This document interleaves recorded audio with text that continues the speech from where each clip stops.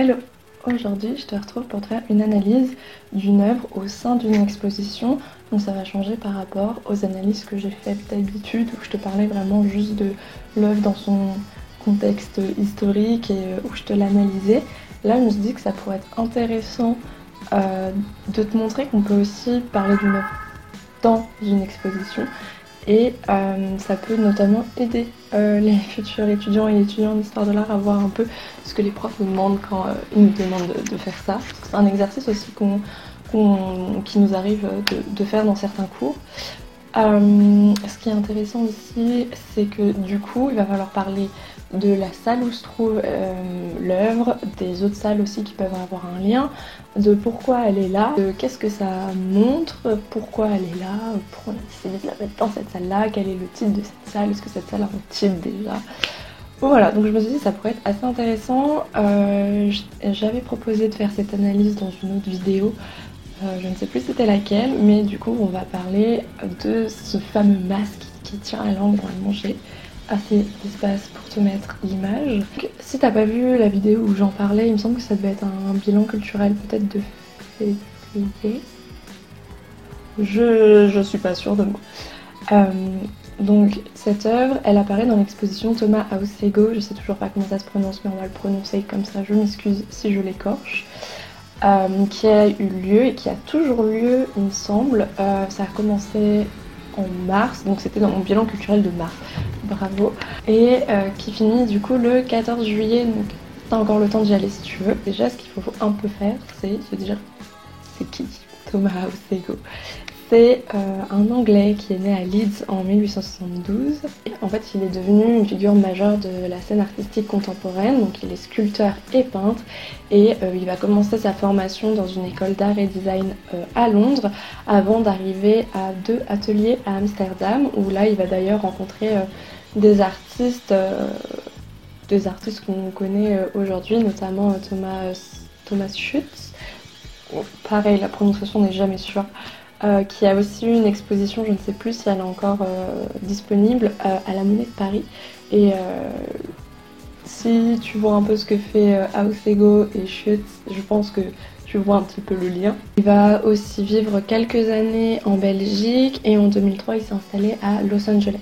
Dans son travail, il va surtout faire de la sculpture figurative, notamment avec du bois, du plâtre, du bronze et d'autres choses, mais il va aussi faire des espèces de structures architecturales qui étaient d'ailleurs présentes lors de l'exposition. Dans ses études, ses œuvres elles sont peu appréciées et elles vont même être considérées comme laides parce que dans les années 90, c'est pas le genre de sculpture qui plaît sur le marché, donc le marché façonne un peu notre goût aussi et du coup ces œuvres sont pas trop appréciées. Quand il va s'installer en Belgique, il y a un galeriste qui va le prendre un peu sous son aile, sauf que ses œuvres se vendent toujours pas très bien et du coup c'est un peu à ce moment-là qu'il décide de partir pour la Californie. Et ensuite, une fois arrivé en Californie, il faut attendre l'aide d'une famille et d'un galeriste pour que enfin ses œuvres commencent à bien se vendre et puis qu'il ait aussi certaines opportunités qui apparaissent, notamment avec des musées, ce genre de choses. Ce qui va quand même marquer sa carrière, c'est une mise en avant en 2010 à la Biennale de Venise.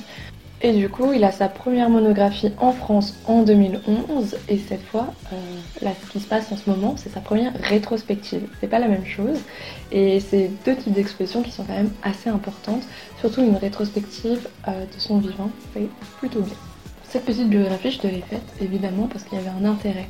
Puisque cette œuvre, elle est créée dans les tout débuts de sa carrière, donc en 95, où il est pas trop encore apprécié et c'est des débuts un petit peu difficiles dans sa carrière. Ça caractérise aussi le début de l'apparition de la figure humaine dans son travail. Le masque qui représente un visage anthropomorphique, c'est-à-dire un visage humain, qui est vert, sans yeux, et en plus de ça, le masque nous tire la langue un peu comme s'il se moquait de nous concrètement.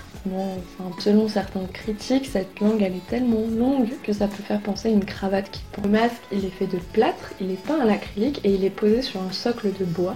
Et ce qui est assez intéressant, c'est que tu peux vraiment voir le processus de création en regardant l'œuvre. En fait, il y a certaines zones qui n'ont pas été peintes, ou alors tu as des espèces de petits filaments du plâtre qui sortent par les oreilles, par le nez, et du coup, même quand tu fais le tour, tu vois vraiment comment il a un peu construit ce masque. Et ça, c'est quand même assez intéressant. Cette œuvre, elle va détonner avec les autres œuvres de la salle, et je pense aussi que c'est pour ça que ça avait attiré mon regard, puisque les autres œuvres de la salle, elles ont soit pas de tête, tout court, tout simplement, soit elles n'ont pas cet air moqueur et elles sont plus sérieuses, si on veut, ou plus passive. Cette salle, c'est la première. Tu as une première salle qui sert d'introduction et ensuite tu as cette salle qui est nommée figure humaine, donc ça paraît plutôt logique avec les œuvres qui s'y trouvent. Et ça regroupe vraiment les sculptures de début de carrière, donc dans les années 90. C'est un peu les premières sculptures qu'il fait dans sa carrière. Dans la salle aussi, ce qui est plutôt bien, c'est qu'il y avait vraiment de très très grandes fenêtres qui laissent vraiment bien entrer la lumière du jour. Et du coup, la lumière, c'est quand même un facteur hyper important pour la sculpture parce que ça permet, avec des jeux d'ombre et de lumière, de la mettre en valeur, de mettre en valeur certains points de la sculpture, par exemple des pleins, des vides. Et du coup, il faut forcément un bon espace d'exposition quand on veut exposer des sculptures. Autre chose aussi importante, c'est que la sculpture connaît évidemment une grande tradition dans l'histoire de l'art et c'est pas un hasard si ce masque il repose sur un socle. Cependant, contrairement à la tradition où il suffirait de poser l'objet sur le socle, cette fois, il a accroché le masque sur une des arêtes de ce socle rectangulaire en bois. Et ça, c'est pas très commun. Et quand on se déplace dans les salles suivantes, on se rend compte que le socle, ça va devenir une œuvre à part entière, même si il remplit toujours sa fonction. Ça va vraiment être une question un peu centrale dans son travail. Je te mets voilà, quelques images pour que tu vois que là, le socle devient vraiment une œuvre à part entière. Il utilise quand même des matériaux qui sont assez traditionnels, avec le bois, le plâtre, ça c'est des choses assez normales. Et ce qui est peut-être un petit peu plus intéressant, c'est que ces matériaux traditionnels sont mêlés à des influences contemporaines. Par exemple, dans cette œuvre, c'est assez flagrant quand tu connais un peu l'histoire de l'art, hein, bien sûr, que c'est une influence un peu de Picasso et de sa passion pour les arts premiers. Mais dans la salle, tu as aussi une autre œuvre qui s'appelle The Walking Man, qui est une référence à Rodin. Si tu connais pareil un peu les œuvres de Rodin, tu devines assez rapidement un peu ses influences. Et cette utilisation d'influences pour créer, ça confirme un petit peu un début de carrière où l'artiste s'inspire d'anciens artistes, d'autres artistes pour créer, pour ensuite après trouver un peu plus son propre style. Donc là on voit vraiment qu'on est dans le début de sa carrière et qu'il y a certains critiques qui ont pu mettre en avant différentes influences qu'il a pu avoir, notamment avec les masques de Papouasie-Nouvelle-Guinée. Ce qui est quand même assez bien fait dans cette exposition, c'est que tu vas avoir une salle de transition entre les œuvres qu'il a pu réaliser de son début de carrière aux années 2000 et quelques, on va dire, et une œuvre qu'il a créée spécialement pour cette exposition, donc là qui est vraiment une œuvre contemporaine. Et dans cette salle de transition, tu vas y retrouver un mood board, un peu comme ce que tu peux trouver sur YouTube. Sur ce mood board, qu'est-ce qu'il y a? Il y a des masques de Papouasie-Nouvelle-Guinée, des masques de différents pays d'Afrique, et aussi des références à l'histoire de l'art, mais aussi à la pop culture. Peut-être que le masque, là, que je te présente aujourd'hui, t'a peut-être fait penser un petit peu à Hulk. Le motif même du masque va poser des questions sur la figuration, et c'est des questions auxquelles il apporte beaucoup d'importance dans son travail. Et notamment, il essaye de savoir comment faire une figure humaine, qu'est-ce qu'une figure humaine, quels sont vraiment les motifs propres à la figure humaine. Et quand tu regardes un peu les autres œuvres qu'il y a dans la salle, tu comprends un peu du coup les différentes expériences qu'il a pu faire pour essayer de répondre à ces questions. Par exemple, il va la déformer, il va l'exagérer, il va la coloriser. Dans cette salle notamment, tu vas retrouver cette sculpture qui est en fait une sculpture dessin, si on veut, qui est ultra colorisée, qui est fragmentée, et tu repères aussi des petites influences du cubisme. Et évidemment, le traitement ici, tu vois, c'est pas du tout le même que ce qu'on voit avec l'œuvre que je te présente aujourd'hui. Et du coup, ça montre un petit peu, tu vois, les différentes expériences. Dans notre œuvre aujourd'hui, là, il va plutôt travailler sur l'exagération de la figure.